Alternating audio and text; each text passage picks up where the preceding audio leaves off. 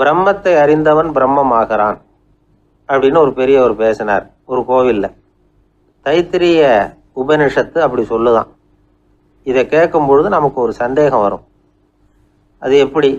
பிரம்மத்தை அறிந்தவன் பிரம்மம் ஆகிறான்னா, சிங்கத்தை அறிந்தவன் சிங்கம் ஆகிறானா, தோசையை அறிந்தவன் தோசை ஆகிறானா? இப்படிப்பட்ட சந்தேகம் நமக்கு வர்றதுல ஒன்றும் ஆச்சரியம் இல்லை. இது இயற்கை. இதுக்கும் அந்த பெரியவரே பதில் சொல்றார். சிங்கம் வேற, நாம வேற. அதனால சிங்கத்தை அறிந்தவன் சிங்கம் ஆக மாட்டான். ஆனால் பிரம்மம் வேற, நாம வேற இல்லை. அதனால பிரம்மத்தை அறிந்தவன் பிரம்மமாகிறான் அப்படிங்கிறது அவரோட விளக்கம். மனிதன் அவன்தான் தான் பிரம்மங்கிறது தெரியாதனால தான் அதை வேற எங்கேயோ தேடிட்டு இருக்கிறான். கடைசியில் அது தான் தாங்கிறது புரிஞ்சுக்கிற பொழுது அவன் பிரம்மம் ஆயிடுறான்.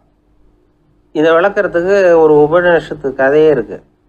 நமக்கு தெரிஞ்ச கதை தான், ஆனால் அதை வேற விதமான அர்த்தத்தில் விளையாட்டாக சொல்லிகிட்டு இருக்கிறோம்.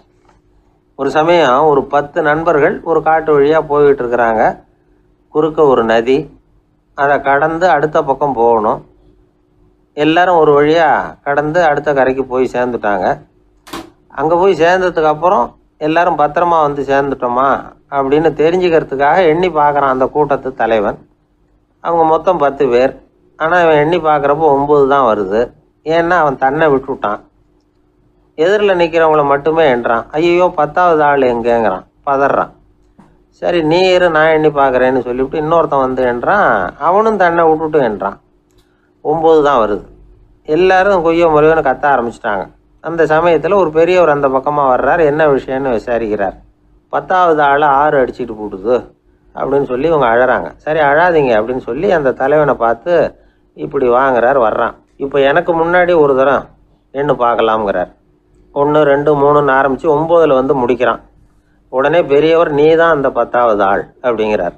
இது உண்மை. நாம தான் அது. நாம தான் நம்மளை வேற எங்கேயோ தேடிட்டு இருக்கிறோம். நாம் எங்கேயோ தேடிட்டு இருக்கிறோமே, அந்த பிரம்மம் நாம தான். இப்படி ஒரு பெரிய உண்மையை விளக்கிறதுக்காக தான் அப்படி ஒரு கதை சொல்லப்பட்டது. ஆனால் அதை வந்து நாம் வேறு விதமாக வேடிக்கையாக உபயோகப்படுத்திக்கிட்டு இருக்கிறோம். எப்படி தெரியுமா? ஒரு ஆத்தங்கரையில் ஒரு 10 பேர் முழிச்சுக்கிட்டே நின்றுக்கிட்டு இருந்தாங்களாம். அந்த பக்கமாக வந்த ஒருத்தன் ஏன் இப்படி முழிச்சுக்கிட்டு நிற்கிறீங்கன்னு கேட்டிருக்கிறான். எங்களுக்கு நீச்சல் தெரியாது, நாங்கள்லாம் அடுத்த கரைக்கு போய் சேரணும் அப்படின்னு நாங்களாம். சரி நான் கொண்டுட்டு போய் விடுறேன். எல்லாரும் அக்கறைக்கு போய் சேர்ந்த உடனே ஆளுக்கு ₹1 வீதமாக மொத்தம் ₹10 எனக்கு கொடுக்கணும் அப்படின்ட்டுருக்கான் இவன். சரின்னு ஒத்துக்கிட்டாங்க. இவன் ஒவ்வொருத்தராக கையை பிடிச்சி மெதுவாக ஆற்றுல இறக்கி அழைச்சிட்டு போயிட்டான். 9 பேரை கரை சேர்த்துட்டான். 10வது ஆள் பாதி ஆற்றுல போயிட்டு இருக்கிறப்போ திடீர்னு வெள்ளம் வந்துட்டுது. புடி நழுவி போச்சு. கையை விட்டுட்டான். வெள்ளம் அடிச்சுட்டு போட்டுது. அழைச்சிட்டு வந்தவன் நீச்சல் அடித்து தடுமாறி கரைக்கு வந்து சேர்ந்துட்டான். கரையில் இருந்தவங்களுக்கு இந்த விஷயம் தெரியாது. இருந்தாலும் இவன் உடம்பு பூரா நனைஞ்சி கொஞ்சம் அதிகமாக மூச்சு வாங்க நின்றுக்கிட்டு இருந்தானா, ஏங்க ஏன் இப்படி மூச்சு வாங்குது, என்ன விஷயம் அப்படின்னு கேட்டாங்களாம். அதுக்கு இவன் கொஞ்சமாக அலட்டிக்காமல் சொன்னானா, வேற ஒன்றும் இல்லை, நீங்கள் கொடுக்க வேண்டிய ₹10 ₹1 குறைஞ்சி போச்சு அவ்வளவுதான் அப்படின்னானா. ஏங்க எங்கே போயிட்டு வரீங்க அப்படின்னு கேட்டேன். எனக்கு வேண்டப்பட்ட ஒருத்தரை பார்த்து. ஆஸ்பத்திரிக்குன்னார். எந்த ஆஸ்பத்திரிக்குன்னே? மாட்டு ஆஸ்பத்திரிக்குன்னார். என்ன விஷயம்னே? மாமனாருக்கு உடம்பு சரியில்லை, அதுதான் மாட்டு ஆஸ்பத்திரிக்கு போயிட்டு வரேன்னார். அட பாவி, அதுக்கு அந்த ஆஸ்பத்திரிக்காக போவாங்க அப்படின்னு ஆச்சரியமா? அட அது இல்லைப்பா, முதல்ல எங்கள் குடும்ப டாக்டர் தான் தேடிக்கிட்டு போனேன். அவர் அந்த நேரத்தில் அவர் வளர்க்குற நாய்க்குட்டிக்கு உடம்பு சரியில்லைன்னு சொல்லி அதை தூக்கிக்கிட்டு மாட்டு ஆஸ்பத்திரிக்கு போயிட்டாராம் சொன்னாங்க. அதனால் அங்கே போய் அவரை சந்தித்து விஷயத்தை சொல்லிவிட்டு வர்றேன்னார். அப்புறம் தான் எனக்கு கொஞ்சம் நிம்மதியாக இருந்தது. பொதுவாக நமக்கு தெரிஞ்ச வரையில் டாக்டர்கள் 2 வகை. நமக்கு வைத்தியம் பண்ணுற டாக்டர்கள் ஒரு வகை, நம்மக்கிட்ட இருக்கிற ஆடு மாடு கோழிக்கு வைத்தியம் பண்ணுற டாக்டர்கள் ஒரு வகை. இப்போ தான் எனக்கு தெரியும் இன்னொரு வகையான டாக்டர்களும் உண்டுங்கிறது. அது யாருன்னா பூச்சிகளுக்கு வைத்தியம் பண்ணுற டாக்டர்கள், அதாவது பூச்சி டாக்டர்கள். வெளிநாடுகளில் அப்படிலாம் கூட சில பேர் இருக்கிறாங்க. பிரிட்டனில் யார்க்ஷயர் வட்டாரத்தில் ராதர்ஹாம் அப்படின்னு ஒரு ஊர். அங்கே ஒரு விலங்கியல் மருத்துவர் பேர் டாக்டர் லான்ஸ் ஜெப்சன். அவர் ஆஸ்பத்திரி வாசலில் பார்த்தீங்கன்னா தினமும் நிறைய பேர் நின்றுக்கிட்டு இருப்பாங்க. கையில் கண்ணாடி குடுவை, தகர டப்பா இப்படி ஏதாவது இருக்கும். அதுக்குள்ளே ஏதாவது பூச்சிகள் இருக்கும். அதுக்கு வைத்தியம் பண்ணுறதுக்காக வந்தவங்க தான் அவங்க எல்லாம். சிலந்தி பூச்சி, பல்லி, தேளு, பாம்பு இப்படி ஏதாவது இருக்கும். பொழுதுபோக்காக சில பேர் நாய், பூனை, கிளி, மைனா, புறா இப்படி ஏதாவது வளர்க்குறாங்கல்ல, அது மாதிரி இப்போல்லாம் தேளு, பல்லி, பாம்பு, பூச்சி இதையெல்லாம் வளர்க்க ஆரம்பிச்சிட்டாங்களாம். இது ஒரு புது ஃபேஷன். இப்போ கூண்டுக்குள்ளே டப்பாக்குள்ளே போட்டு வளர்க்குறது, அதுக்கு ஏதாவது நோய் வந்துட்டுதுன்னா வைத்தியம் பண்ணுறதுக்கு டாக்டர்கிட்ட வந்துட வேண்டியது, இப்படி இந்த பழக்கம்லாம் நிறையா வந்துட்டுது. ரத்தம் உறிஞ்சிற அட்டைகள் கூட இவங்ககிட்ட வைத்தியத்துக்கு வருதான். சிலந்திகளில் செங்கால் சிலந்தின்னு ஒரு வகை. மத்திய அமெரிக்க காடுகளில் இது அதிகம். சிலந்திகள்லேயே ரொம்ப விலை உசந்தது இந்த ரகம்தான். கால்களில் சிவப்பு கோடுகள் இருக்கும். இந்த இனம் இப்போ குறைஞ்சிக்கிட்டே வர்றதுனால சர்வதேச விதிகளின்படி இவற்றின் ஏற்றுமதி இறக்குமதிக்கு தடை விதிக்கப்பட்டிருக்குது. அதனால் இதை வளர்க்குறவங்க வீட்டுக்குள்ளேயே இனவிருத்தி மூலமாக பெருக்கி விற்பனை பண்ணிட்டு வராங்களாம். அந்த வகை சிலந்திகள் தான் இப்போ வைத்தியத்துக்கு அதிகமாக வருதான். சரி, இதுக்கெல்லாம் எப்படி வைத்தியம் பண்ணுறாங்க? முதல்ல அதை குளிர்பதன பெட்டியின் வழுவழுப்பான சுவரில் விட்ட உடனே அதெல்லாம் மெதுவாக இறங்கி வரும். அப்போ அதன் நோயை கண்டுபிடிக்கிறது சுலபம். அப்புறம் அதுக்கு கிருமிகளை கொல்லக்கூடிய மருந்துகளையோ வலி நிவாரண மருந்துகளையோ கொடுப்பாங்க. கால் உடைஞ்ச சிலந்திகளுக்கு பசையை கொண்டு ஆப்ரேஷன் பண்ணுவாங்க. சில சிலந்திகளுக்கு உடைஞ்ச காலை எடுத்துட்டா புதிய கால் வளர்ந்துடும். சிலந்திகளை மனிதர்கள் கையில் எடுக்கிறப்போ அது பயந்து போய் கீழே குதிக்குது. அதனால் கால் உடஞ்சி விடுது, இல்லைன்னா வயிறு சேதமடையுது. அந்த நிலைமையில் வர்ற சிலந்திகளுக்கு மயக்க மருந்து கொடுத்து ஆப்ரேஷன்லாம் கூட பண்ணுறாங்களாம். பார்த்தீங்களா பூச்சிகளுக்கு வந்த வாழ்வே? நம்ம ஊர்லேயும் வீடுகளில் பூச்சிகள் வளர்க்குறது உண்டு. ஒருத்தர் வந்தார், எனக்கு 3000 கரப்பாம்பூச்சி அவசரமாக தேவைப்படுது, எங்கே கிடைக்கும்னு கேட்டார். கரப்பாம்பூச்சியா? அது என்னத்துக்குன்னு கேட்டோம். அது வேற ஒன்றும் இல்லை, நான் குடியிருக்கிற வாடகை வீட்டை காலி பண்ண போகிறேன். வீட்டு சொந்தக்காரர் என்ன சொல்கிறாருன்னா, இந்த வீட்டுக்கு நான் குடி வந்தப்போ எப்படி இருந்ததோ அதே நிலைமையில் விட்டுட்டு போகணும்னு வீட்டுக்காரர் சொல்லியிருக்கிறார், அதனால தான் கேட்டேன் அப்படின்னார். உலகத்தில் எது எதுக்கும் ஆராய்ச்சி கூடங்கள் இருக்குதுல்ல, அது மாதிரி தூக்கத்தை பற்றி ஆராய்ச்சி பண்ணுறதுக்கு ஒரு ஆராய்ச்சி கூடம் இருக்குது. அப்படி ஆராய்ச்சி பண்ணணும்னா அதுக்கு மூழ்கிக்கிட்டு இருக்கணும்ல. அதனால தான் அந்த ஆராய்ச்சி கூடம் இங்கே இல்லை. அமெரிக்காவில் பாஸ்டன் பல்கலைக்கழக மருத்துவமனையில் அது இருக்குது. அங்கே தூக்கத்தை பற்றி பல விதமான ஆராய்ச்சிகள் பண்ணிகிட்டு இருக்கிறாங்க. அந்த ஆராய்ச்சி கூடத்தில் இயக்குனராக இருக்கிற ஒரு நிபுணர், அவர் என்ன சொல்கிறார் தெரியுமா? உங்களுக்கு தூக்கம் வரலையா, நீங்கள் நல்லா தூங்குறதுக்கு தாராளமாக சில யோசனைகளை என்னால் சொல்ல முடியும் அப்படிங்கிறார். யோசனை தானே, காசா பணமாக கேட்டு வச்சுக்கலாமே. உணவு, மனநிலை, தூங்கும் இடத்தோட சூழ்நிலை, படுக்கைக்கு செல்றப்போ உள்ள பழக்க வழக்கங்கள், இது காரணமாக ஒருத்தருக்கு தூக்கம் வராமல் போகலாம். தூக்கம் வராததுக்கு இதுதான் காரணம்னா அதையெல்லாம் சுலபமாக கட்டுப்படுத்தலாங்கிறார் அவர். தூக்கத்தை வரவழைக்கக்கூடிய ஒரு நல்ல மருந்து உடற்பயிற்சி. ஆனால் ஒன்று, படுக்க போகிற நேரத்தில் இது மாதிரி உடற்பயிற்சிகள் எல்லாம் செய்யக்கூடாது.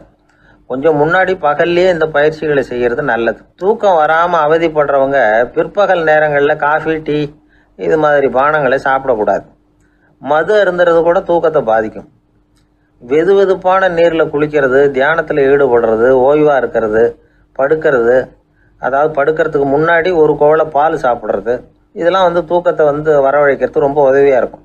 இன்னொரு விஷயம் என்னென்னா, தூங்கி ஆகணுமேங்கிற கவலை வேண்டியதில்லை. அப்படி நினச்சி கவலைப்படுறதை விட்டுடணும். தூக்கம் வரலையா, உடனே படுக்கையை விட்டு எழுந்திரிக்க வேண்டியது. வெளியில் வாங்க, வேறு ஏதாவது வேலையில் ஈடுபடுங்க, கொஞ்சம் நேரம் உலாவுங்க, அல்லது ஏதாவது ஒரு புஸ்தகத்தை எடுத்து படிங்க. களைப்பு ஏற்பட்டால் மறுபடியும் படுக்கைக்கு போங்க, தூக்கம் தானாக வந்துடும். ஒரு விஷயத்தை மட்டும் நல்லா ஞாபகத்தில் வச்சுக்கணும். படுக்கைக்கு போகிறப்போ உங்கள் மற்ற எல்லா பிரச்சனைகளையும் மறந்துடணும். அது எப்படி சார் முடியும், அந்த நேரம் தானே எல்லா பிரச்சனையும் வரிசையாக ஞாபகத்துக்கு வருது அப்படின்னு நாம் நினைக்கலாம். ஆனால் பழக்கத்தில் அதை நாம் மாற்றிக்க முடியும். கொஞ்சம் முயற்சி பண்ணணும், அவ்வளோதான். இது எல்லாமே ஆராய்ச்சி பண்ணி பார்த்துட்டு அந்த நிபுணர் சொல்கிற கருத்து தான். இன்னொரு விஷயமும் அவர் சொல்கிறார். அது என்னென்னா, உடல் கோளாறு காரணமாக தூக்கம் வராமல் அவதிப்படுறவங்களுக்கெல்லாம் இந்த யோசனைகள் சரியாக வராது அப்படிங்கிறார். அதுக்கெல்லாம் மருத்துவ சிகிச்சை கொடுத்து தான் சரி பண்ணணும். சில பேருக்கு நடு ராத்திரியில் மூச்சு திணறல் ஏற்பட்டு தூக்கம் வராமல் போயிடும். ஊரெல்லாம் தூங்குறப்ப தான் மட்டும் தூங்காமல் மூழ்கிட்டு இருக்கிறது, ஊரெல்லாம் மூழ்கிட்டு இருக்கிறப்போ தான் மட்டும் தூங்குறது, இது மாதிரி கோளாறுகளால் சில பேர் பாதிக்கப்படலாம். காலு தசை முறுக்கிக்கிறதுனால சில பேருக்கு அடிக்கடி விழிப்பு வரலாம். மன அழற்சி காரணமாக சில பேருக்கு தூக்கம் வராது. இது மாதிரி கோளாறுகளுக்கெல்லாம் அதுக்கு தகுந்த மாதிரி சிகிச்சை கொடுத்து தான் சரி பண்ண வேண்டியிருக்கும். எந்த கோளாறும் இல்லாமல் தூக்கம் வரலைன்னா ஆரம்பத்தில் சொன்ன முறைகளை கடைபிடிச்சு பார்க்கலாம். தூக்கம் வந்ததுன்னா யோசனை சொன்ன அந்த நிபுணருக்கு நன்றி சொல்லலாம். ஒருத்தர், ஏன் சார் பஸ்ஸில் தூங்குறது கெட்ட பழக்கமானு கேட்டார். இல்லையே, நான் கூட பஸ்ஸில் போகிறப்ப தூங்கிட்டு தானே போவேன் அப்படின்னார் இன்னொருத்தர். அப்புறம் ஏன் என்ன டிரைவர் வேலை வேணாம்னு வீட்டுக்கு அனுப்பி வச்சுட்டாங்க அப்படின்னாராம் அவர். 1816 செப்டம்பர் மாதம் 11 பிரான்ஸ் தேசத்தில் உள்ள ஒரு மருத்துவமனை. அங்கே ஒரு இளம் டாக்டர் கொஞ்ச நாளைக்கு முன்னாடி தான் அந்த ஆஸ்பத்திரியில் புதுசாக வேலைக்கு சேர்ந்துருக்கிறார். அவர் பேர் ரெனே லெனக். அவர் அன்னைக்கு காலையில் அந்த மருத்துவமனையில் அப்படியே ரவுண்ட்ஸ் வந்துக்கிட்டு இருக்கிறார். வார்டில் ஒரு படுக்கையில் ஒரு இளம் பெண் படுத்திருக்கிறா. அந்த பொண்ணுக்கு இருதய நோயாக இருக்கலாம்ங்கிறது மற்ற டாக்டர்கள் சந்தேகம். அந்த காலத்துல எல்லாம் ஒருத்தருடைய இருதய துடிப்பை தெரிஞ்சுக்கணும்னா நோயாளியின் மார்பில் டாக்டர் வந்து காதை வச்சு பார்த்து தான் தெரிஞ்சுக்கிறது வழக்கம். ஆனால் இந்த பெண்ணும் வந்து இளம் பெண், அந்த டாக்டரும் புதுசாக சேர்ந்துருக்கிறவர். அதனால் பரிசோதனை பண்ண தயங்கினார். கொஞ்ச நேரம் யோசனை பண்ணார். திடீர்னு ஒரு ஞாபகம் வந்தது அவருக்கு. அதாவது அன்னைக்கு விடியற் காலையில் தோட்டத்தில் அப்படி வாக்கிங் போயிட்டு இருந்தப்போ சின்ன பசங்கள்லாம் ஒரு மரக்கட்டையை வச்சு விளையாடிக்கிட்டு இருந்தாங்களாம். அதை இவர் பார்த்துருக்கிறார். அது என்ன விளையாட்டுனா, ஒரு நீளமான மரப்பலகை, அதில் ஒரு முனையில் ஒரு பையன் தன்னுடைய காதை வச்சுக்கிட்டு இருக்கிறான், மறுமுனையில் இன்னொரு பையன் அந்த மரப்பலகையை ஒரு ஆணியால் கீறிக்கிட்டு இருக்கிறான். ஒரு முனையில் ஆணியால் கீறும் பொழுது மறுமுனையில் காதை வச்சிருக்கிற பையனுக்கு அந்த சத்தம் துல்லியமாக கேட்குது. அந்த டாக்டருக்கு காலையில் பார்த்த இந்த விளையாட்டு ஞாபகத்துக்கு வந்துட்டுது. உடனே என்ன பண்ணார் தெரியுமா? ஒரு நீளமான காகிதத்தை எடுத்தார். அதை அப்படியே உருளை மாதிரி உருட்டினார். ஒரு முனையை அந்த நோயாளியின் மார்பில் இடது பக்கம் வச்சார், இன்னொரு முனையில் தன்னுடைய காதை வச்சார். என்ன ஆச்சரியம்! நோயாளியின் மார்பில் நேரடியாக காதை வச்சு கேட்குறத விட துல்லியமாக கேட்டுது இதய துடிப்பு. இதய துடிப்பு மட்டும் இல்லை, மூச்சு இழுத்து விடுறது, திரவ பொருள்களின் அசைவு, எல்லா சத்தமும் தெளிவாக கேட்குது. கிரேக்க மொழியில் ஸ்டெத்தாஸ் அப்படின்னா மார்பு, ஸ்கோப்பின் அப்படின்னா பார்ப்பதுன்னு அர்த்தம். அதனால் டாக்டர் ரெனே லெனக் தான் கண்டுபிடிச்ச கருவிக்கு ஸ்டெத்தஸ்கோப் அப்படின்னு பேர் வச்சார். அவரே வந்து முதல் மாடலையும் செஞ்சார். அளவு ரொம்ப பெருசாக இருந்தது, சுலபமாக எடுத்துகிட்டு போகிறது கஷ்டம், அது அவ்வளோ கஷ்டமாக இருந்தது அது. அதனால் அவரே அதை அப்புறம் 2 பிரிவாக தயார் பண்ணார். இது 2 துண்டையும் டாக்டர் தன்னோட கோட்டு பாக்கெட்டில் வச்சுக்கலாம், தேவைப்படுறப்ப எடுத்து ஒன்றா சேர்த்துக்கலாம். இப்படி தான் அவர் ஆரம்பத்தில் பண்ணார். தன்னுடைய இந்த கண்டுபிடிப்பை பற்றி அவர் ஒரு புத்தகம் எழுதினார். நிறைய விற்றுது, புகழும் பணமும் சேர்ந்தது. பணமும் புகழும் வந்து சேர்ந்தது மாதிரியே அவருக்கு ஒரு நோயும் வந்து சேர்ந்தது. அது என்ன நோயின்னு கண்டுபிடிக்கிறதுக்கும் அவர் கண்டுபிடிச்ச கருவி தான் உபயோகப்பட்டு தான். அவரே அதை கண்டுபிடிச்சார். அவருக்கு வந்திருந்தது காச நோய். 1826 ஆகஸ்ட் மாதம் 13 உலகத்தின் முதல் ஸ்டெதஸ்கோப்பை கண்டுபிடிச்ச டாக்டர் ரெனே லெனக் காலமானார். அவர் சாகிறதுக்கு முன்னாடி மரத்தால் செஞ்சு வச்சுருந்த ஸ்டெதஸ்கோப்பை தனக்கு வேண்டியப்பட்ட ஒரு டாக்டர்கிட்ட கொடுத்து, என்னுடைய சொத்துக்கள்லேயே ரொம்ப வசந்தது அப்படின்னு சொன்னாராம். அதுக்கப்புறம் 3 வெள்ளைக்காரங்க சேர்ந்து இந்த கருவியில் சில மாற்றங்களை பண்ணாங்க. ஆனால் 1829 லண்டனில் டாக்டர் நிக்கோலஸுங்கிறவர் ஒரு காதால் இதய துடிப்பை கேட்குறத விட டாக்டர் 2 காதாலையும் கேட்குறது தான் சரியாக இருக்கும் அப்படின்னு ஒரு கருத்தை வெளியிட்டார். அதுக்கப்புறம் ரொம்ப காலம் கழித்து 1852 ஜார்ஜ் காமான் அப்படிங்கிறவர் ரப்பர் டியூப்களை உபயோகப்படுத்தி 2 காதாலையும் கேட்குற மாதிரி ஒரு புதிய வடிவத்தை அதுக்கு கொடுத்தார். அதுக்கு பிறகு அது படிப்படியாக எவ்வளவோ மாற்றங்கள் இருந்தாலும் ஆரம்பத்தில் டாக்டர் ரெனே லெனக் உருவாக்கின அடிப்படை மாடலை யாரும் மாற்றி அமைக்கலைங்கிறது தான் முக்கியமான விஷயம். நமக்கு தெரிஞ்ச ஒரு ஆஸ்பத்திரி, அதில் ஒரு நோயாளி, காலை நேரத்தில் நர்ஸு அந்த பக்கமாக போயிட்டு இருந்தாங்க. அதை பார்த்துட்டு ஒரு நர்ஸுன்னு கத்துறார். நர்ஸு அவசரமாக ஓடி வந்து என்ன விஷயம்னு கேட்டாங்க. சிஸ்டர், இங்கே பாருங்கள், உங்கள் டாக்டரை என் நெஞ்சில் ஒரு காதை வச்சு கேட்டுக்கிட்டு இருக்கிறார் அப்படின்னார் நோயாளி. சிஸ்டர் பதட்டப்படாமல், அதனால் என்ன, இந்த டாக்டர் பழமையான விஷயங்களில் ரொம்ப நம்பிக்கை உள்ளவர், அதனால் ஸ்டெதாஸ்கோப்பை உபயோகப்படுத்தாமல் காதை வச்சு கேட்குறார், அது ஒன்றும் தப்பு இல்லை அப்படின்னாங்களாம். ஐயோ, அதுக்காக இல்லை சிஸ்டர், இவர் என் நெஞ்சு மேலே தலையை வச்சது நேற்று ராத்திரி 9 மணி, இப்போ விடிஞ்சு போச்சு, இன்னமும் தலையை எடுக்கவே இல்லை, அதுக்காக தான் சந்தேகப்பட்டு உங்களை கூப்பிடுறேன் அப்படின்னாராம். எதிர்காலத்தை நினச்சா எனக்கு ரொம்ப பயமாக இருக்குது சார் அப்படின்னு சொல்கிறவங்க நிறைய பேர் இருக்கிறாங்க. அதாவது பயப்படாத மனிதர்கள்னு யாருமே கிடையாது. ஒவ்வொருத்தருக்கும் ஒவ்வொரு விதமான பயம் இருந்தாலும் ஒட்டுமொத்தமாக பார்க்குறப்போ மனிதனுக்கு 6 விதமான பய உணர்வுகள் வரலாம் அப்படின்னு பெரியவங்க சொல்கிறாங்க. எல்லா விதமான பயமும் இந்த 6 வகைக்குள்ள அடக்கம். அந்த 6 வகை பயமும் 6 எதிரிகள் மாதிரியாம். 6 எதிரிகளையும் புரிஞ்சுக்கிட்டோம்னா போதும், வாழ்க்கையில் சுலபமாக வெற்றி அடைய முடியும். சரி, அந்த 6 வகை பயம் என்னென்ன அப்படின்னு பார்ப்போம். முதல்ல வறுமை பற்றிய பயம், 2வது பழிச்சொல் பற்றிய பயம், 3வது உடல் நலம் பாதிப்பு பற்றிய பயம், 4வது என்னன்னா காதல் தோல்வி, 5வது முதுமை, 6வது மரணம். அதாவது பயப்படுறதுங்கிறது ஒரு மனநிலை தான். இந்த மனநிலையை கட்டுப்படுத்த முடியும், திசை திருப்ப முடியும். சரி, இந்த பயங்களின் அறிகுறிகள் எப்படி இருக்கும்? வறுமை பற்றிய பயம் அப்படின்னு முதல்ல சொன்னோம் இல்லையா, அந்த பயத்தின் அறிகுறிகளை தெரிஞ்சுக்குவோம். எதுலேயும் அக்கறை இல்லாமல் இருக்கிறது, ஒரு குறிக்கோள் இல்லாமல் இருக்கிறது, வறுமையை சகிச்சுக்கிறது, வாழ்க்கையில் கிடைக்கிறது எதுவாக இருந்தாலும் ஆட்சேபனை இல்லாமல் ஏற்றுக்கிறது, மனசாலும் உடம்பாலும் சோர்ந்து போயிருக்கிறது, ஆர்வம், முனைப்பு, கற்பனை திறன் எதுவுமே இல்லாமல் இருக்கிறது. இதெல்லாம் தான் அந்த வறுமை பற்றிய பயத்தின் அறிகுறிகள். அந்த அடுத்தது ஒன்று பார்த்தோமே, பழிச்சொல் பற்றிய பயம். அதாவது அடுத்தவங்க நம்மளை குறை சொல்லி விடுவாங்களோ அப்படிங்கிற பயம். இதுக்கு அறிகுறி என்ன தெரியுமா? புதியவர்களை சந்திக்கிறதுக்கு பயப்படுறது, முடிவு எடுக்க முடியாமல் குழம்புறது, பிரச்சனைகளை தவிர்க்க விரும்புறது, தாழ்வு மனப்பான்மை, வரவுக்கு மீறி செலவு செஞ்சு இமேஜை உயர்த்திக்கிறது, குறிக்கோள் இல்லாத வாழ்க்கை, இதெல்லாம் தான் அதுக்கு அறிகுறிகள். 3வது பயம் உடல் நலம் பாதிப்பு பற்றிய பயம், அதாவது நோய் பற்றிய பயம். ஒரு உண்மை என்ன தெரியுமா? டாக்டரை சந்திக்கிற மனிதர்களில் 75% பேர் தங்களுக்கு நோய் வந்துட்டுதுங்கிற கற்பனையில் இருக்கிறவங்களாம். நிஜமாவே நோய் கிடையாது அவங்களுக்கு. இந்த பயத்தின் அறிகுறிகள் என்னென்னா, வியாதிக்கான அறிகுறிகள் தன்னிடம் இருக்கிறதாக நினச்சிக்கிறது, எந்த நேரமும் வியாதியை பற்றியே பேசி பேசி மனசை அங்கேயே வச்சிருக்கிறது, நோய் சம்பந்தமான செய்திகளை படித்து நமக்கு இப்படி ஆயிடுமோ அப்படின்னு வேதனைப்படுறது, இதெல்லாம் தான் அதுக்கு அறிகுறிகள். 4வது பயம் காதல் தோல்வி. இது ரொம்ப வேதனை, உடம்பையும் மனசையும் சீரழிச்சு விடும். ஆண்களை விட பெண்கள் தான் இந்த பய உணர்வில் அதிகமாக பாதிக்கப்படுறாங்க. 5வது முதுமை பற்றிய பயம். 6வது மரண பயம், வயசான காலத்தில் எப்படி சமாளிக்கிறது அப்படிங்கிற பயம்.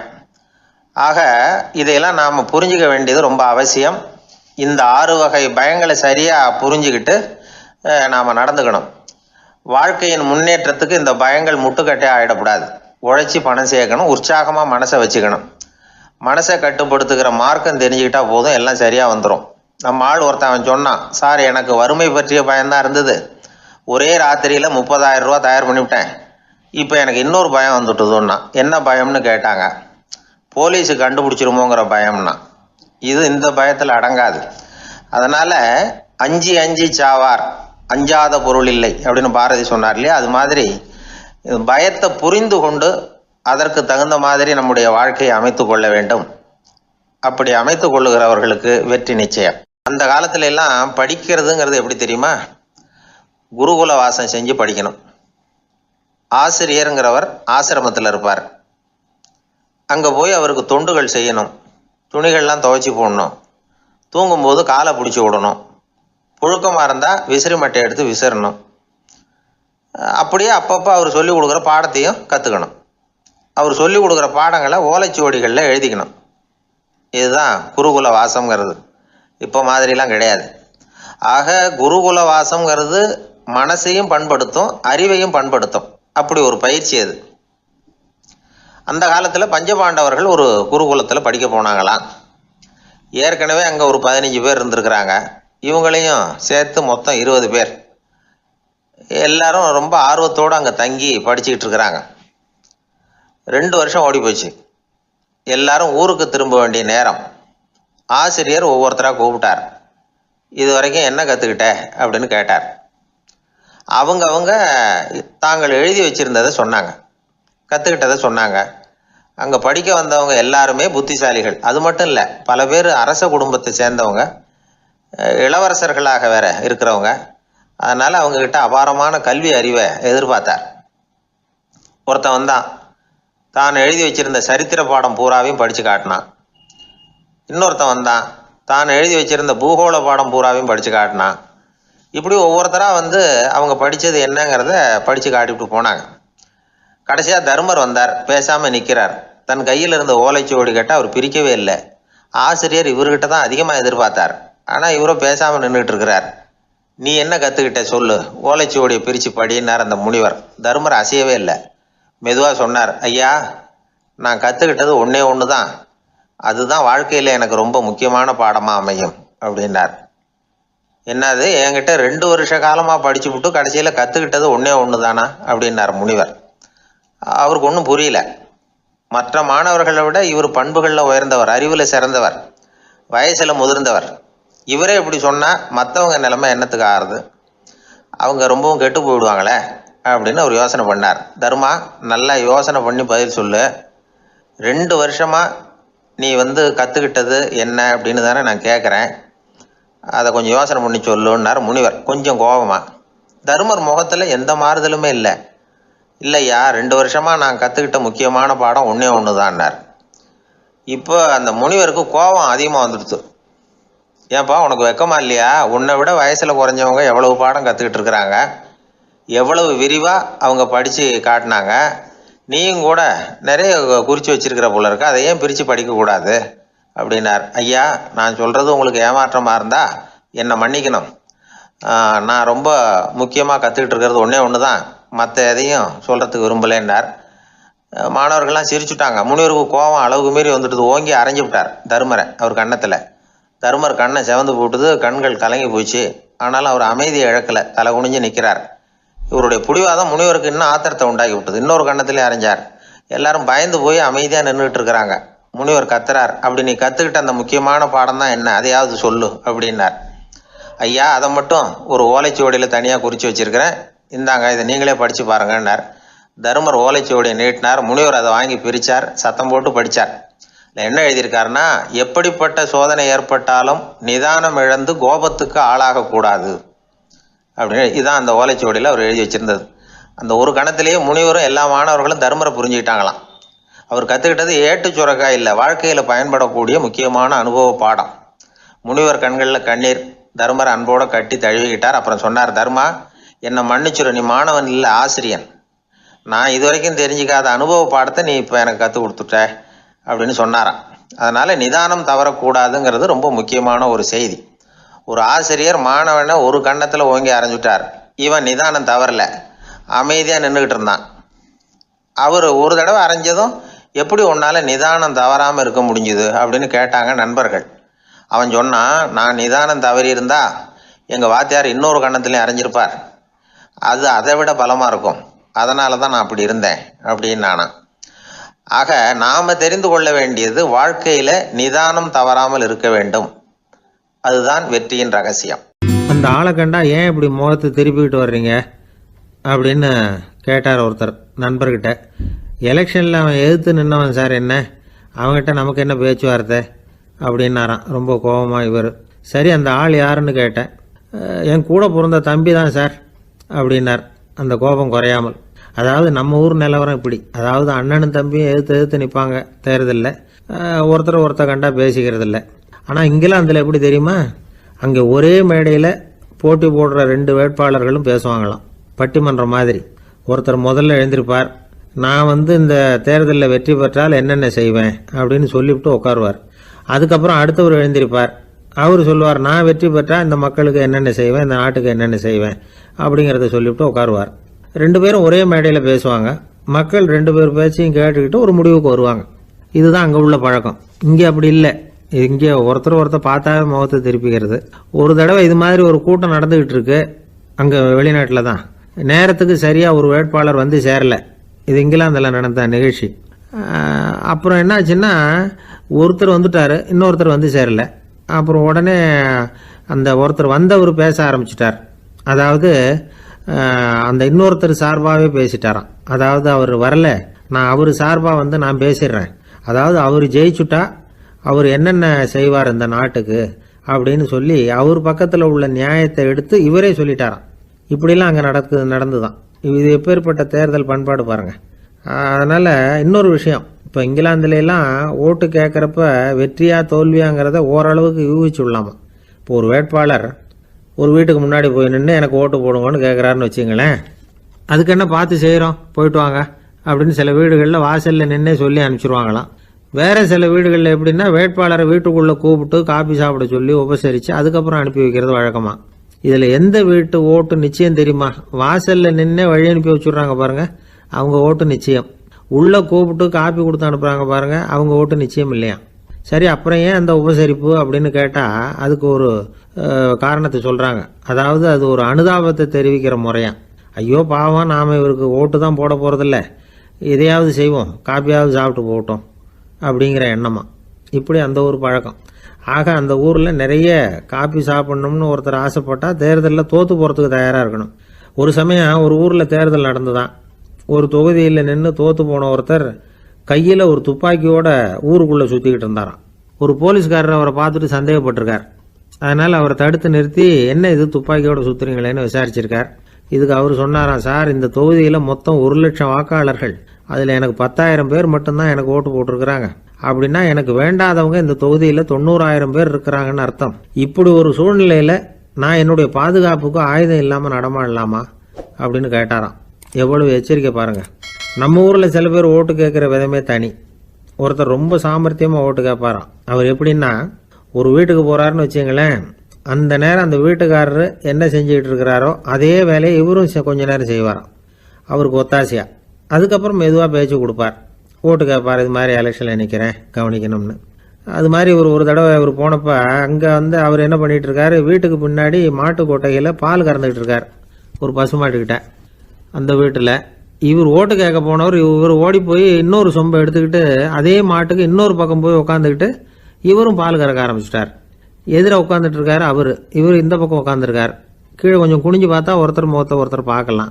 கொஞ்ச நேரம் ஆனதுக்கப்புறம் இவர் மெதுவாக அவர்கிட்ட பேச்சு கொடுத்தாராம். இது மாதிரி நான் எலெக்ஷனில் நிற்கிறேன், நீங்கள் ஓட்டு போடணும், அதுக்காக தான் வந்தேன்னாராம். அது முடியாதுங்களேன்னாராம் அவர்.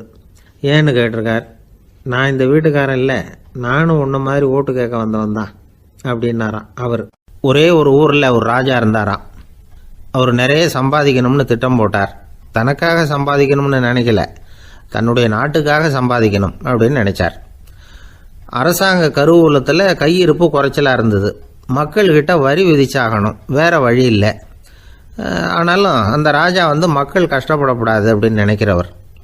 மக்கள் வரியையும் கட்டணும், அதே நேரத்தில் அவங்க சிரமப்படவும் கூடாது. இதுக்கு தகுந்த மாதிரி ஒரு திட்டம் போட்டார். அது பிரகாரம் என்ன பண்ணார்னா, அந்த நாட்டில் ஒரு 3 பெரிய குளங்களை தோண்டினார். அது நிறைய தண்ணீரை நிரப்புனார். அதுக்கப்புறம் எங்கேயோ தேடி பிடிச்சி 3 விதமான மீன்களை கொண்டுகிட்டு வந்தார். அந்த 3 குளங்கள்லையும் விட்டார். அதை ஒவ்வொரு குளத்துலேயும் ஒவ்வொரு விதமான மீன்கள். அந்த மீன்களுக்கு அபூர்வமான ஒரு சக்தி உண்டு. அது எப்படின்னா, அந்த குளத்தில் குளிக்க வர்றவங்களுக்கு அந்த மீன்கள் கடிக்கும் பொழுது வலி ஏற்படுறதில்ல. அதுக்கு பதிலாக மகிழ்ச்சி நிறைந்த ஒரு இனிமையான உணர்வை அவங்க அனுபவிச்சாங்க. அது எப்படின்னா, இந்த முதல் குளத்தில் இருந்த மீன்களால் கடிக்கப்படும் பொழுது ஒரு விதமான இன்ப மயக்கத்தில் திளைச்சிருக்கிறது மாதிரி உணர்வு. இந்த 2வது குளம் இருக்க, அதில் இருக்கிற மீன் கடிச்சதுன்னு வைங்க, மக்களுக்கு எப்படி இருக்கும்னா, கால்களே தரையில் படாமல் அப்படியே ஆகாயத்தில் மிதக்கிறது மாதிரி ஒரு உணர்வு. அதை அனுபவிக்கிறாங்க. 3வது குளத்தில் இருக்கிற மீன் கடிச்சதுன்னா அவங்கெல்லாம் அப்படியே கோடீஸ்வரராக மாறிட்டதாக ஒரு உணர்வு. அதை அவங்களால அனுபவிக்க முடியுது. இப்படி ஒரு அபூர்வமான மீன் அது, அந்த 3 வகை. இப்படி இருந்தால் மக்கள் அந்த குளங்களில் குளிக்கிறதுக்கு ஆசைப்படாமல் இருப்பாங்களா? அதனால் கூட்டம் கூட்டமாக அலமோத ஆரம்பிச்சிட்டாங்க. ஒவ்வொரு குளத்தின் கரையிலேயும் கியூ வரிசையில் நிற்க ஆரம்பிச்சிட்டாங்க. அந்த நாட்டு மன்னர் என்ன பண்ணார்னா, ஒவ்வொரு குளத்தங்கரையிலையும் ஒரு ராஜாங்க அதிகாரியை உட்கார வச்சார். டிக்கெட்டை அடித்து கொடுத்தார். குளிக்க வர்றவங்க கிட்ட ஒரு குறிப்பிட்ட தொகையை கட்டணமாக வசூலிக்க ஆரம்பித்தார். அவ்வளவுதான். அரசாங்க கருவூலம் நிரம்ப ஆரம்பிச்சுட்டுது. ராஜாங்கத்துக்கு தேவையான பணம் கிடைச்சிட்டுது. இது ஒரு கதை. இதை பற்றி என்ன நினைக்கிறீங்க? அதாவது மக்களுக்கு சுமை தெரியாமலே வரி வசூல் பண்ணுறது நல்லது தானே அப்படின்னு நினைப்பீங்க.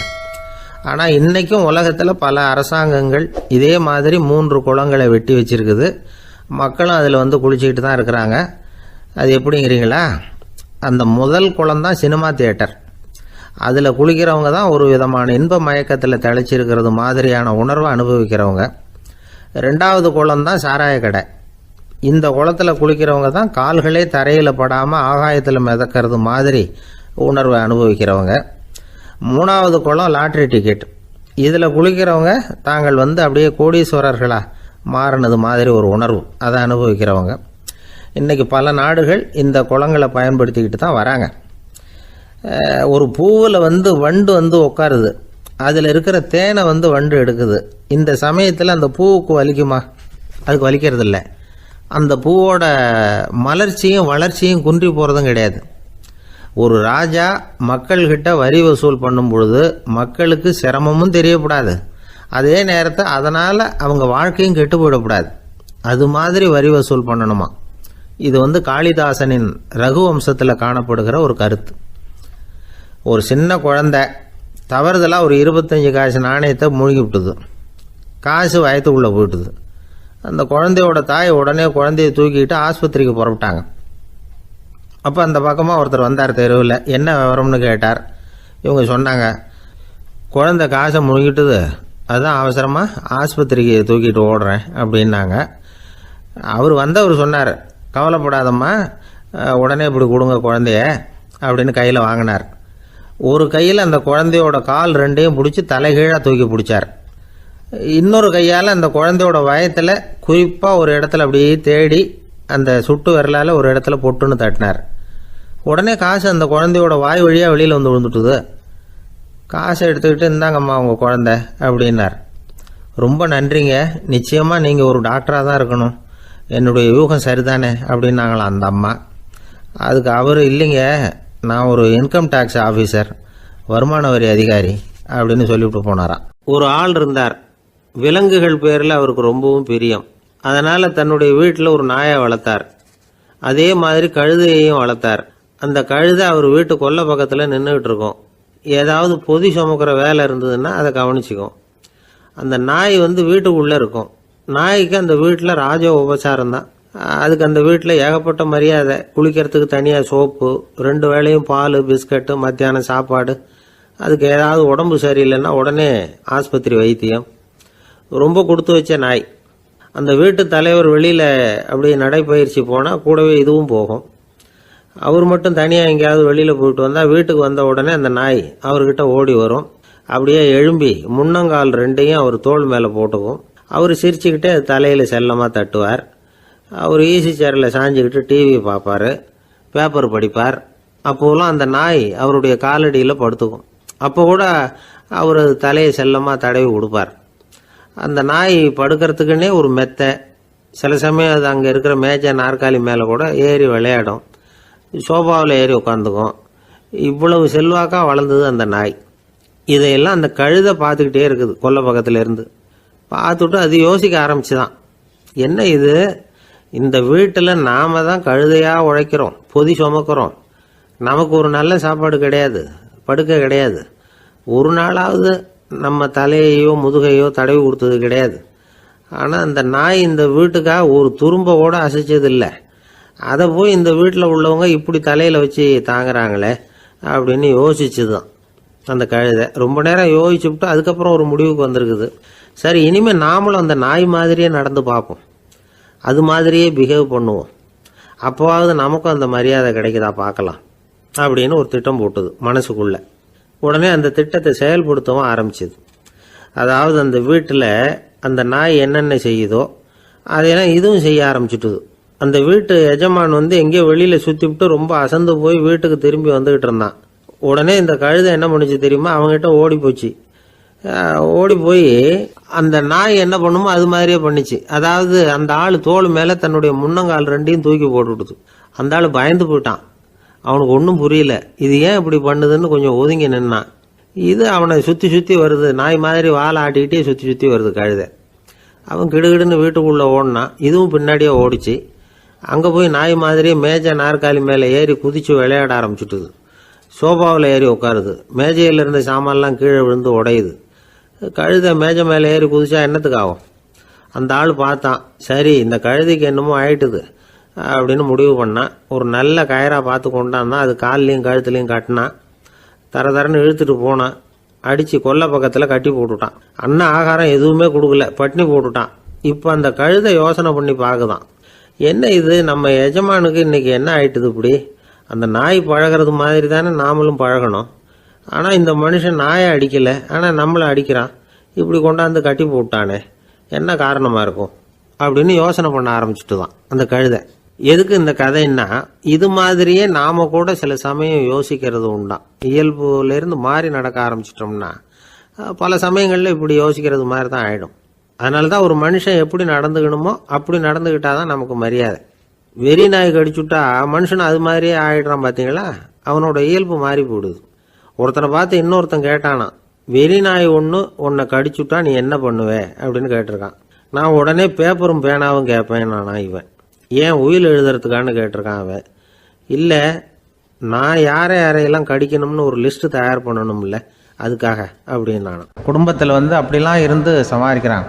குடும்பத்தில் ஒருத்தர் அனுசரிப்பு தன்மைங்கிறது ரொம்ப அவசியம். கணவன் மனைவின்னா அனுசரித்து போகணும்னு சொல்லுவாங்க. அதாவது ஒரு கணவன் அதுக்காக தான் அந்த காலத்துலலாம் ஒரு வீட்டுக்கு மாப்பிள்ளை தேடுறதுங்கிறது ஒரு பெரிய குடும்பத்தை நிர்வகிக்கிற அளவுக்கு ஒரு கணவனாக வரக்கூடிய எப்படி இருக்கணும் அப்படின்னா, அந்த காலத்தில் புலி வேட்டைக்கு போகணும். ஒரு பொண்ணுக்கு மாப்பிள்ளை தேடுறதுன்னா நம்ம தமிழ் பழக்கம் என்னென்னா, காட்டுக்கு போய் ஒரு புலியை வேட்டையாடிட்டு வரணும். அந்த புலி பல்லு அல்லது நகத்தை கொண்டுட்டு வரணும் அந்த இளைஞன். அதை வீட்டில் கொடுப்பான். அதை தான் கட்டி அதை இதாக கட்டுவாங்க, மாலையாக போடுவாங்க, தாலியாக கட்டுவாங்க.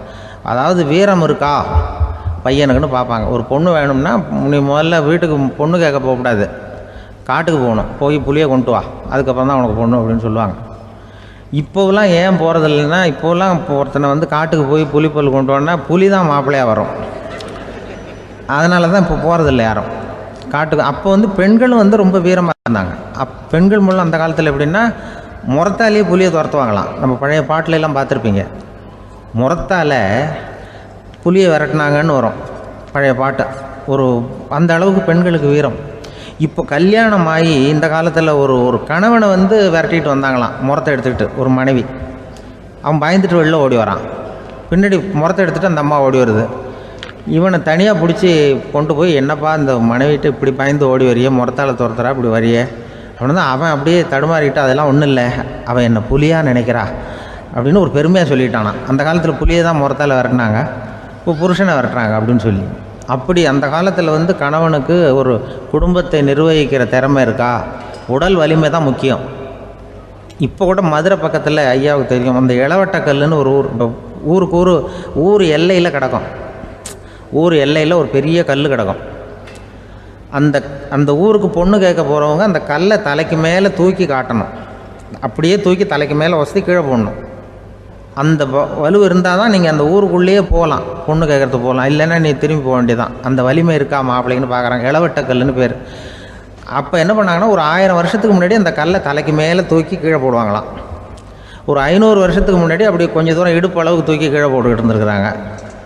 அதுக்கப்புறம் ஒரு 100 வருஷத்துக்கு முன்னாடியெல்லாம் அப்படி முழங்கால் அளவுக்கு அப்படி தூக்கி போட்டால் போகிறோம்னு வச்சுருந்தாங்களாம். இப்போ நான் அந்த ஊருக்கு என் கூட பழனிசாமின்னு ஒருத்தர் இருக்கார். அவர் போய், உனக்கு எப்படிப்பா இந்த ஊரில் கல்யாணம் ஆச்சு அப்படின்னா, இப்போலாம் நாங்கள் தொட்டு கும்பிட்டா போகிறோம், அதை அசைக்கிறது கூட இல்லை. அப்படி ஆகிட்டுது. ஒரு குடும்பத்தை கணவனாக வரப்போகிறவனுக்கான தகுதி அந்த காலத்தில் அப்படி இருந்துதான். அப்படி கணவன் தேர்ந்தெடுக்கிறது, குடும்பத் தலைவனை தேர்ந்தெடுக்கிறது ஒரு பெரிய காரியம். ஒரு பெரிய செல்வந்தர் போட்டி வச்சாராம். ஒரு நீச்சல் குளம், அதில் யார் வேணாலும் குதித்து அந்த பக்கம் போய் கரையேறலாம். அந்த நீச்சல் குளத்தில் விஷப்பாம்புலாம் கிடக்கு. யார் துணிஞ்சி அந்த விஷப்பாம்பு இருக்கிற குளத்தில் குதித்து அந்த பக்கம் போய் கரையேறானோ அவனுக்கு ஒரு 100 ஏக்கர் நிலம் கொடுப்பேன். அது வேண்டான்னா ஒரு 1000 ஆடு கொடுப்பேன். அதுவும் வேண்டான்னா என் பொண்ணை கொடுப்பேன் அப்படின்னு போட்டி வச்சார். அதான் மாப்பிள்ளையை தேர்ந்தெடுக்கிறதுக்கு அவர் ஒரு வழி. நீச்சல் குளத்தில் குதிச்சு கரையேறணும். இப்போ அந்த ஊரில் இருக்கிற இளைஞர்கள்லாம் பார்க்குறாங்க அந்த குளத்தில் குதிக்கணும்னு. ஆனால் குளத்தில் வெறும் விஷப்பாம்புலாம் கிடக்கு. இது என்ன பண்ணுறதுன்னு பார்த்தா யாருமே குதிக்கிறதுக்கு தைரியம் வரல. திடீர்னு ஒருத்தன் துணிஞ்சு குதித்தான். படபடன்னு அடிச்சுட்டு போய் அந்த பக்கம் கரையேறிட்டான். கரையேறின உடனே பரவாயில்லையே ஒரு ஆள் வந்துட்டான்னு சொல்லி அவனை அந்த இளைஞனை போய் பிடிச்சிட்டு வந்தாங்க. அந்த பெரியவர் கேட்டார், ஏப்பா இவ்வளவு பெரிய விஷப்பாம்பெல்லாம் கிடக்கிற நீச்சல் குளத்தில் நீ துணிஞ்சு குதித்து கரையேறி இருக்கிற, உனக்கு என்ன 1000 ஏக்கர் நிலம் கொடுத்துருவா, 100 ஏக்கர் நிலம் கொடுக்கவா சொல்கிறபடி அப்படின்னா, வேண்டாம் சார்ன்றான். ஓஹோ அப்படின்னா ஒரு 1000 ஆடு வேணுமா உனக்கு அப்படின்னா, அதுவும் வேண்டாம் சார். ஓ அப்படின்னா என் பொண்ணு வேணுமா அப்படின்னா, அதுவும் வேண்டாம் சாருங்கிறான். அப்புறம் எதுக்குடா குதிச்சுன்ட்டு, என்ன உனக்கு என்ன தான் வேணும் அப்படின்னு கேட்டிருக்காரு. என்னை எவன் பிடிச்சி தள்ளி விட்டவன்னு தெரியணும் அப்படின்றான். அதுக்காக அவன் பார்த்துருக்கான். அப்படி இருந்தால் தான் துணிச்சல் வரும் இந்த காலத்தில். எதுக்கு இவ்வளவு சங்கடம்லாம் வச்சாங்கன்னா, ஒரு குடும்பத்துக்கு தலைவராக வர வேண்டிய ஒரு ஆள், கணவனாக இருக்க வேண்டியவனுக்கு துணிச்சல் இருக்கா, தைரியம் இருக்கா அப்படிங்கிறது பார்க்குறதுக்காக இப்படிப்பட்ட தேர்வு முறைகள்லாம் வச்சுருந்தாங்க அந்த காலத்துலலாம். இப்போலாம் கல்யாணம் பண்ணுறது ஆளுக்கு நேரில் பார்க்காமலே கூட கல்யாணம் நடக்குது இன்டர்நெட்டில். இப்போ சர்டிஃபிகேட் கேட்குறாங்க, நோய் நொடி இல்லாமல் இருக்காரா பார்.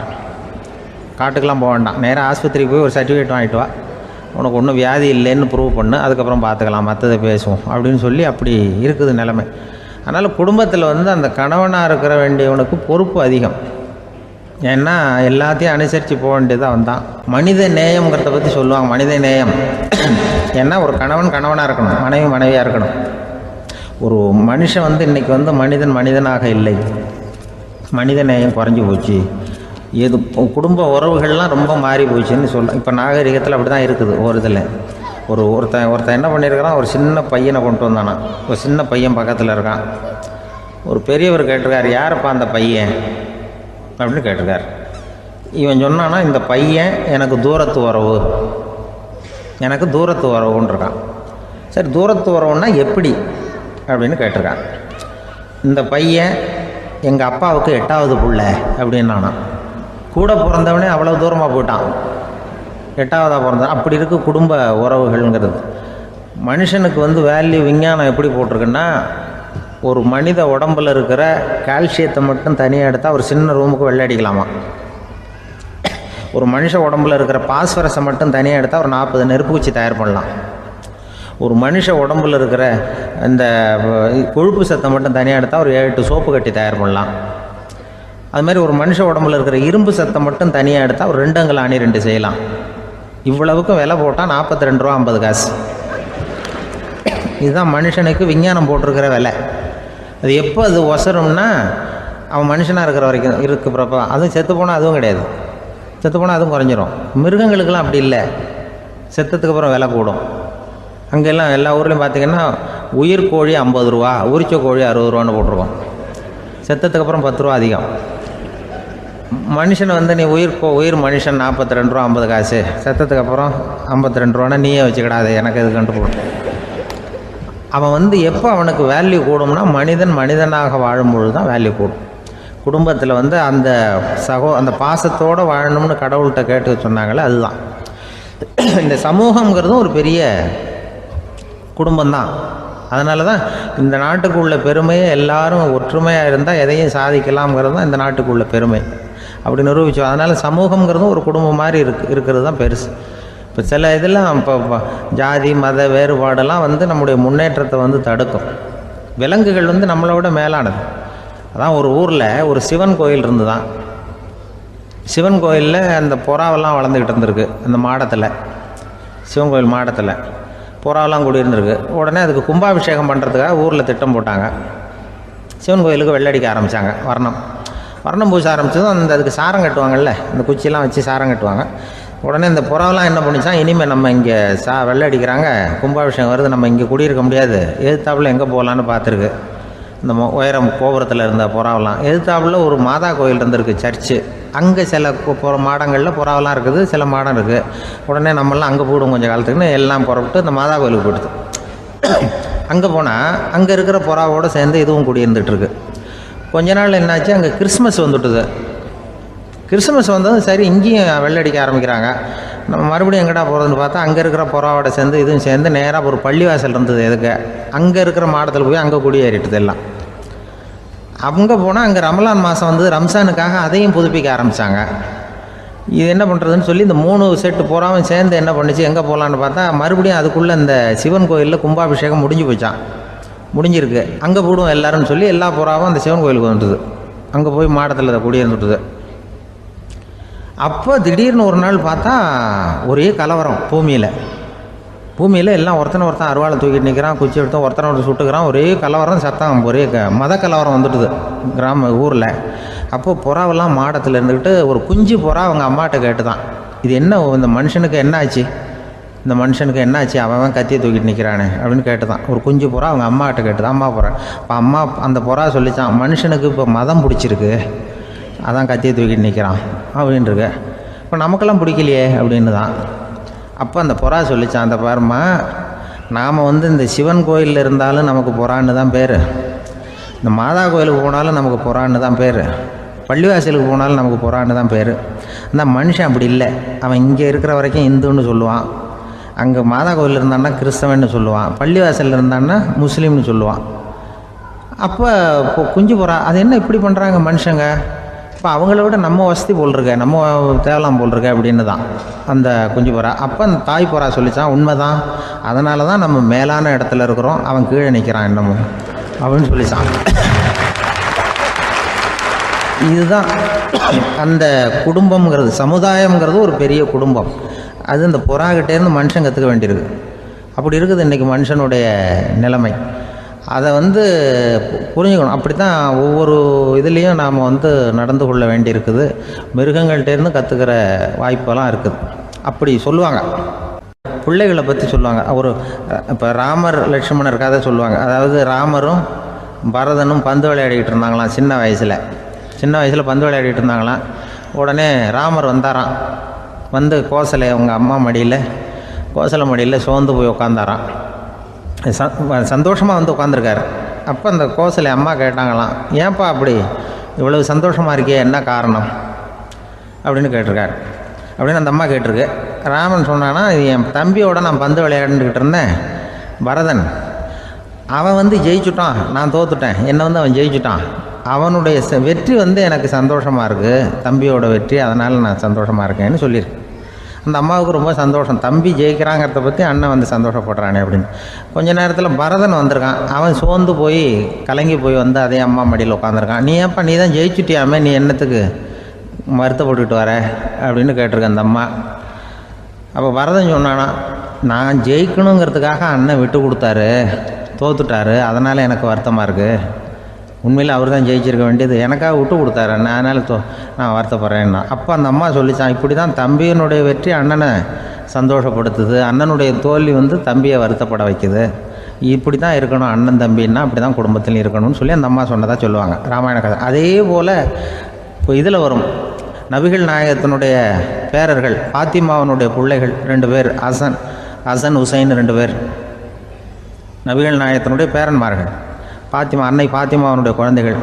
ஹசனும் ஹுசைனும் பேசிக்கிறதே இல்லையா கொஞ்ச நாள். இந்த அம்மாவுக்கு அதை பார்க்குறாங்க, ஏதோ அண்ணன் தம்பிக்குள்ளே ஏதோ தகராறு போல் இருக்கு, ஏன் பேசிக்க மாட்டேங்கிறாங்க அப்படின்னு சொல்லி அந்த பிள்ளைகளை கூப்பிட்டு வச்சு அந்த அம்மா புத்தி சொல்லிச்சான். இதை பாருப்பா, நீ வந்து அண்ணன் தம்பிக்குள்ளே இது மாதிரி இருக்கக்கூடாது, உங்கள் பாட்டனார் ஒரு புத்திமதி சொல்லியிருக்காரு, உனக்கு தெரியுமா, ஒரு முஸ்லீம் இன்னொரு முஸ்லீமோடு 3 நாட்களுக்கு மேல் பேசாமல் இருந்தால் அது அவனை கொலை செய்வதற்கு ஒப்பாகும் அப்படின்னு நபிகள் நாயகம் சொல்லியிருக்கார், தெரியுமா உனக்குன்னு அந்த அம்மா சொல்லிச்சான். அப்போ அந்த தம்பிக்காரர் சொன்னாராம், ஹுசைன் சொல்லியிருக்கார், அதுவும் எனக்கு தெரியும். அதே தாத்தா பாட்டனார் என்ன சொல்லியிருக்காருன்னா, அந்த 2 பேரில் யார் முதல்ல சலாம் சொல்கிறாங்களோ, யார் முதல்ல முன்னாடி பேசுகிறாங்களோ அவங்களுக்கு சொர்க்கம் கிடைக்கும், இறைவனுடைய ஆசி கிடைக்கும்னு சொல்லியிருக்கிறார். அந்த ஆசி அண்ணனுக்கு கிடைக்கட்டுமேங்கிறதுக்காக நான் பேசாமல் இருக்கிறேன் அப்படின்னா. அந்த ராமனும் பரதனும் எப்படி இருந்தாங்களோ அப்படி தான் ஹசனும் ஹுசைனும் இருந்திருக்கிறார்கள். அந்த பாசம்தான் குடும்பத்தில் வேணும். ஒரு அம்மா சொல்லுது, அதாவது கணவன் மனைவியாக இருந்துட்டு அப்புறம் விவாகரத்து வாங்கிட்டு அதுக்கப்புறம் அந்த அம்மா பேசுகிறத நேற்று தொலைக்காட்சியில் போட்டாங்க. அது என்ன சொல்லுதுன்னா, நாங்கள் வந்து கணவனும் மனைவியாக இருக்கிறப்போ எங்களுக்குள்ளே சண்டை வந்துக்கிட்டு இருந்தது, இப்போ விவாகரத்து வாங்கிட்டு இப்போ நண்பர்களாக இருக்கிறோம், இப்போ வந்து சண்டையே வர்றதில்லை எங்களுக்குள்ளே. அப்படி பாருங்கள், கணவன் மனைவியாக இருந்தப்போ சண்டை வந்து தான், விவாகரத்து வாங்கினது மறுபடியும் நாங்கள் நல்லபடியாக தான் இருக்கிறோம், ஒன்றும் எங்களுக்கு சண்டை வரல. அப்படி இருக்குது இப்போ காலம் போய்கிட்டுருக்கு. நேற்று அப்படி ஒரு இது என் கூட வேலை பார்க்குறப்போ ஒரு அம்மா இருந்தாங்க. அவங்க எப்போதும் அவங்க வீட்டுக்காரர் படத்தையே வச்சுருப்பாங்க, கையில் பத்திரமா வச்சுருப்பாங்க. அவ்வளவு மரியாதை மதிப்புன்னு சொல்லி நாங்கள்லாம் அவங்கள பெருசாக நினைப்போம்.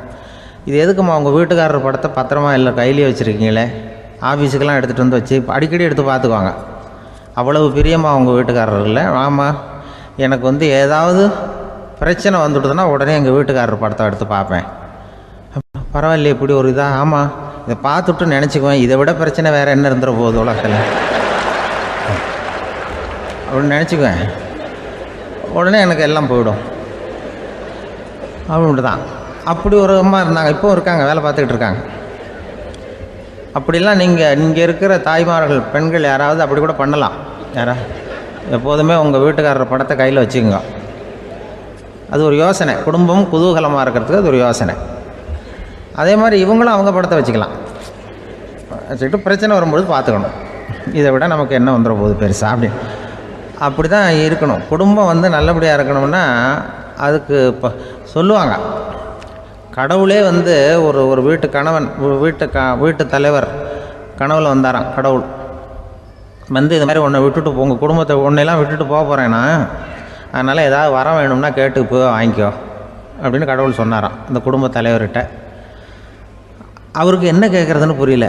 கடவுள் விட்டுட்டு போகிறேங்கிறார், ஏதாவது வரம் கேட்டுக்கோ அப்படின்னு நம்ம என்ன பண்ணுறது, என்ன கேட்குறதுன்னு ஒன்றும் புரியல. குழம்பிக்கிட்டு இருந்தான் அந்த ஆள் கனவில். இப்போ கடவுள் சொன்னாரா, சரி நீ ரொம்ப குழப்பமாக இருக்க, நாளைக்கு மறுபடியும் உன் கனவில் வரேன், அதுக்குள்ளே நீ முடிவு பண்ணி வை, உனக்கு என்ன வரம் வேணுமோ கேட்டு வாங்கிக்கோ, உனக்கு வரம் கொடுத்துட்டு நான் போயிடுறேன், உன்னை விட்டுட்டு போகிறதா நான் முடிவு பண்ணிட்டேன் அப்படின்ட்டுருக்கார் கடவுள். சரி ஒரு நாள் அவகாசம் கொடுங்க, நாளைக்கு நான் அதுக்குள்ளே முடிவு பண்ணி வைக்கிறேன்ட்டு அவர் வந்தார். மறுநாள் முழிச்சுக்கிட்டு மனைவி மகன் மக்கள் எல்லோரையும் கூப்பிட்டார், குடும்பத்தில் எல்லாரையும். அப்படி வாங்க, இது மாதிரி நேற்று கனவுல வந்தார் கடவுள், நம்மளை விட்டுட்டு போக போகிறாராம், என்ன வரம் வேணும்னு கேட்டு வாங்கிங்கோ அப்படின்னு இப்போ சொல்லிட்டார். என்ன கேட்குறதுன்னா அப்படின்னு அந்த கணவன் கேட்குறான். இந்த மனைவி சொல்கிறாங்க, என் உடம்பு பூரா நகையாக இருக்கணும் அப்படின்னு கேள் அப்படின்ட்டுருக்கு. அதுக்குள்ளே அந்த ஒரு பொண்ணு ஓடி அப்படிலாம் கேட்காதப்பா கடவுள்கிட்ட, இப்போ இருக்கிற சொத்து எவ்வளோ இருக்கோ அதுபோல் இன்னொரு பங்கு வேணும்னு கேள் அப்படின்ட்டு. அந்த பையன் அவன் வேறு சொன்னான், அவன் அது நமக்கு இது போல் ஒரு 10 பங்காவது வேணும், 2 பங்களா கார் வேணும் அப்படின்னு அவன் ஒரு லிஸ்ட்டை கொடுத்தான். இவர் என்ன கேட்குறதுன்னு முடிவு பண்ணுறதுக்குள்ள அங்கே வேலை செய்கிற அம்மா, ஒரு வயசான அம்மா வந்திருக்கு, வேலை செய்கிற அம்மா. அது சொல்லிச்சான் இவர்கிட்ட, தப்பாரு கடவுள்கிட்ட அப்படிலாம் கேட்காதப்பா, நாளைக்கு வரும்பொழுது என்ன வர வேணும்னா எங்கள் குடும்பத்தில் எல்லாரும் அன்பாக இருக்கணும் பாசமாக இருக்கணும்னு கேட்டு வாங்கிக்கோ, வரத்தை அன்பு பாசம் குடும்பத்தில் எப்போதும் நிலவணும்னு கேட்டு வாங்கிக்கோ, வேற எல்லாம் நம்ம பார்த்துக்கலான்னு அந்த பெரியம்மா சொல்லிச்சான். மறுநாள் அதே மாதிரி படுத்து தூங்கினார். கடவுள் கனவுல வந்தார். கேட்கும்பொழுது இவர் சொன்னாராம், ஐயா எனக்கு எங்கள் குடும்பத்தில் நாங்கள் கணவன் மனைவி புள்ள குட்டி எல்லாம் பாசமாக இருக்கணும் அன்பாக இருக்கணும், இதுதான் எங்களுக்கு வர வேணும் அப்படின்னு கேட்டாராம். இவர் கேட்டதும் கடவுள் தலையை சொரிய ஆரம்பிச்சிட்டாராம். ஏன் என்ன யோசிக்கிறீங்கன்னு கேட்டிருக்காரு. நீங்கள் அன்பாக பிரியமாக இருந்தீங்கன்னா அப்புறம் ஏன் நான் உங்களை விட்டுட்டு போக போகிறேன், நான் ஏற்கனவே இல்லைங்கிறதுனால தான் உங்களை விட்டு போகலாம்னு முடிவு பண்ணியிருந்தேன். இப்போ நீங்கள் ஏற்கனவே பாசமாக இருந்தீங்கன்னா நான் இனிமேல் போக மாட்டேன், அதனால் ஏன் முடிவும் மாற்றிக்க வேண்டியது தான், உங்கள் கூட தான் இருக்க போகிறேன்னாராம். இப்படி ஒரு கதை சொல்லுவாங்க. அதனால் ஒரு குடும்பத்தில் அந்தந்த உறவு முறைகள் சரியாக இருக்கிற வரைக்கும் எல்லாம் நல்லாயிருக்கும். அங்கே தான் இறைவன் வாழும் இல்லம்ங்கிறாங்களே, அதுதான் அது. அதில் அந்த குடும்ப தலைவருங்கிறவர் கணவன் அப்படிங்கிறதுனால அவருக்கு தான் பொறுப்பு. அவருக்கு நிறைய சகிப்புத்தன்மை வேணும், கோபம் வரக்கூடாது, யார் என்ன சொன்னாலும் போகணும். சில கணவன்மார்கள் எது சொன்னாலும் மனைவி தட்டுறதில்லை. அங்கே போனால் போவாங்க, எதுக்கு போக சொல்கிறேன்னு கேட்குறதில்ல, போகிறது. இங்கே வான்னா வர்றது. திருவள்ளுவர் மனைவி இருந்தாருன்னு சொல்கிறாங்கல்ல, அது மாதிரி. அது எப்படின்னா ஒருத்தர் சொன்னார், அது அப்படி இல்லை, அதுக்கு ஒரு கதை சொன்னார். ஹிட்லர் வந்தாராம் ஒரு தடவை ஒரு பெரிய கப்பல் மேலே, கப்பலுடைய மேல் தளத்தில் ஹிட்லர் வந்துக்கிட்டு இருக்கார். ஒரு இங்கிலீஷ் கேப்டன் எதிரில் நிற்கிறான். அவனுக்கு பெரிய ஆச்சரியம், இந்த ஆள் எப்படி இப்படி ஒரு தனி மனிதனாக இருந்துக்கிட்டு உலகத்தையே இப்படி இந்த பாடுபடுத்துகிறார் அப்படின்னு சொல்லி, உன்னுடைய வெற்றிக்கு என்ன காரணம்னு கேட்டாரான் அந்த இங்கிலீஷ் கேப்டன். இப்போ ஹிட்லர் சொன்னாராம், என்னுடைய வெற்றிக்கு காரணம் என்கிட்ட வேலை செய்கிற ஊழியர்கள், நான் கிழிச்ச கோட்டை தாண்ட மாட்டாங்க, நான் என்ன சொல்கிறேனோ அதை உடனே செய்வாங்க, ஏன் எதுக்குன்னு எதிர்த்து பேச மாட்டாங்க, அதுதான் என்னுடைய வெற்றிக்கு காரணம் அப்படின்னு சொல்லி அதை நிரூபித்து காட்டுறேன் பார் அப்படின்னு சொல்லி கையை தட்டினாராம் ஹிட்லர். உடனே ஒரு சிப்பாய் அங்கேருந்து லெஃப்ட் ரைட் போட்டு சல்யூட் பண்ணி நின்னான். உடனே ஹிட்லர் சொன்னார், நீ அப்படியே இந்த கப்பல் மேல் தளத்துலேருந்து அப்படி கடலில் விழுந்து செத்து போடா அப்படின்னு பொத்துன்னு குதிச்சுட்டான். எதுக்கு சொல்கிறேன் என்ன இதில், உடனே குதிச்சு செத்து போட்டான். இவருக்கு பெரிய ஆச்சரியம் கேப்டனுக்கு. ஹிட்லர் சொன்னார், இதுதான் என்னுடைய வெற்றி காரணம், தப்பார் இன்னொருத்தனை கூப்பிட்றேன் அப்படின்னு தட்டினா இந்த பக்கத்துலேருந்து ஒருத்தன் வந்தான், லெஃப்ட் ரைட் நின்னா, நீ இப்படி குதிச்சு செத்து போடா அப்படின்னு பொத்துன்னு குதிச்சுட்டான். எதுக்கு போக சொல்கிறீங்கன்னு ஒன்றுமே கேட்கல, குதினா உடனே குதிச்சுட்டான். அப்போ ஹிட்லர் சொன்னார், இதே மாதிரி என்னுடைய ஒவ்வொரு ஊழியர்களும் இருக்கிறாங்க, நானும் ஊழியர்களை இழக்கிறதுக்கு தயாராக இல்லை, தப்பார் தயாராக இருப்பேன் எப்போதும், தப்பார் இன்னொருத்தரம் தட்டுறேன்னு இன்னொருத்தர் வந்தார். எதிர்த்தாவில் இருந்து ஒருத்தன் லெஃப்ட் ரைட் சல்யூட் அடித்தான். நீயும் குதிச்சு செத்து போடான்ருக்கார் ஹிட்லர். இவனால் பொறுக்க முடியல, இந்த இங்கிலீஷ் கேப்டன் அனாவசியமாக ஒவ்வொருத்தனாக குதிச்சுட்றானேன்னு சொல்லி ஓடி போய் அவனை குதிச்சிட்டான். குதிக்கிறதுக்கு முன்னாடி பிடிச்சி தனியாக எடுத்துகிட்டு போட்டான். தனியாக எடுத்துகிட்டு போய் அந்த சிப்பாய்கிட்ட கேட்டாரான் அந்த இங்கிலீஷ் கேப்டன், ஏன்ப்பா அந்த ஆள் குதிக்க சொல்கிறான்னா நீ ஏன் எதுக்குன்னு கேட்குறது இல்லையா, உடனே குதித்து செத்து போகிறீங்களே, இதெல்லாம் என்ன அநியாயம் அப்படின்ட்டுருக்கான் அந்த இங்கிலீஷ் கேப்டன் கையை பிடிச்சிக்கிட்டு. உடனே அந்த சிப்பாய்க்கு கோவம் வந்துட்டு தான், உடையா கையை, இவன்ட்ட வேலை பார்க்குறத விட உழுந்து செத்து போகலான்னு நான் கொதிக்கிறான். என்ன அனாவசியமாக எதுக்கியா இருக்க சொல்கிறேன் அப்படின்னு சொல்லி குதிச்சுட்டானா. அதனால் இந்த உடனே சொல்கிறத செய்கிறாங்க பாருங்கள், அவங்கள நம்பக்கூடாது. கணவன்மார்களுக்கு ஒரு எச்சரிக்கை. சொல்கிறத உடனே செஞ்சுருவாங்க மனைவி. நீ அங்கே போனால் போங்க, வரணும் அது ஹிட்லர் மாதிரி நினைக்கிறாங்கன்னு அர்த்தம். இதுகிட்ட பேசிக்கிட்டு இருக்கிறத விட சொல்கிறத செஞ்சுட்டு போடுவோமே. அப்படி சமாளிக்கிற கணவன்மார்கள் உண்டு. குடும்பத்தில் அப்படிலாம் இருந்து சமாளிக்கிறாங்க. வாழ்க்கையில் வெற்றி பெற என்ன வழி? இது ஒரு முக்கியமான கேள்வி. இதுக்கு எல்லாரும் பொதுவாக சொல்கிற ஒரு பதில், உழைச்சா வெற்றி பெறலாம் அப்படிங்கிறது தான். வாழ்க்கையில் வெற்றி பெற உழைப்பு மட்டும் இருந்தால் போதாது, நேர்மையும் வேணும் அப்படிங்கிறார் பால் ஹாஃப்மேன். இவர் யார் தெரியுமா? இவர் ஒரு பெரிய பொருளாதார நிபுணர். 2வது உலகப் போர் முடிஞ்ச சமயம் அப்போ இவர் அமெரிக்காவின் நிதி ஆலோசகராக இருந்தார். தன்னுடைய வாழ்க்கையில் நடந்த பழைய நிகழ்ச்சி ஒன்று அவர் சொன்னார். இளம் வயசில் படித்து முடித்ததும் அவர் வேலை தேடிக்கிட்டு இருந்தாராம். அப்போது ஒரு கால்நடை வைத்தியர்கிட்ட போய் வேலை கேட்டிருக்கார். இவர் அங்கே போன சமயத்தில் அந்த டாக்டர் தன்னுடைய பழைய கார் ஒன்றை விற்பனை செய்யறதுக்காக வேற ஒருத்தர்கிட்ட பேரம் பேசிக்கிட்டு இருந்தார். வாங்க வந்தவர் இவர்கிட்ட அந்த காரை பற்றின விவரம்லாம் கேட்டுக்கிட்டு இருந்தார். கார் நல்ல நிலைமையில் இருக்குமா அப்படிங்கிற கவலை அவருக்கு. எல்லா விவரங்களையும் கேட்டுக்கிட்டு அவர் கடைசியாக சொன்னார், டாக்டர், இந்த காரை நீங்களே என்னுடைய ஊருக்கு ஓட்டிகிட்டு வர வேண்டியது. கார் எந்த ரிப்பேரும் ஆகாமல் என்னுடைய ஊருக்கு சேர்ந்துட்டுதுன்னா அங்கேயே நான் பணம் கொடுத்து இந்த காரை வாங்கிக்கிறேன் அப்படின்னார். நம்ம கார் அவ்வளோ தூரத்துக்கு வழியில் எந்த கோளாறும் இல்லாமல் போய் சேருமா அப்படிங்கிற சந்தேகம் டாக்டருக்கு. அவர் என்ன செஞ்சார் தெரியுமா? தன்கிட்ட வேலை கேட்டு வந்திருந்த இளைஞர் பால் ஹாஃப்மேனை கூப்பிட்டார். அவர்கிட்ட சொன்னார், இதை பாருப்பா, இந்த காரை நீ அவருடைய ஊர் வரைக்கும் நல்லபடியாக ஓட்டிகிட்டு போய் சேர்த்துட்டீன்னா உனக்கு நான் வேலை கொடுத்து விட்றேன். அது மட்டும் இல்லை, காரு விற்கிற தொகையில் கமிஷனும் கொடுக்குறேன், என்ன சம்மதமா அப்படின்னு கேட்டார். ஹாஃப்மேன் யோசனை பண்ணார். அதுக்கப்புறம் சரின்னு சொல்லி சம்மதிச்சார். கொஞ்ச நேரத்தில் அவரும் கார் வாங்க வந்தவரும் புறப்பட்டாங்க.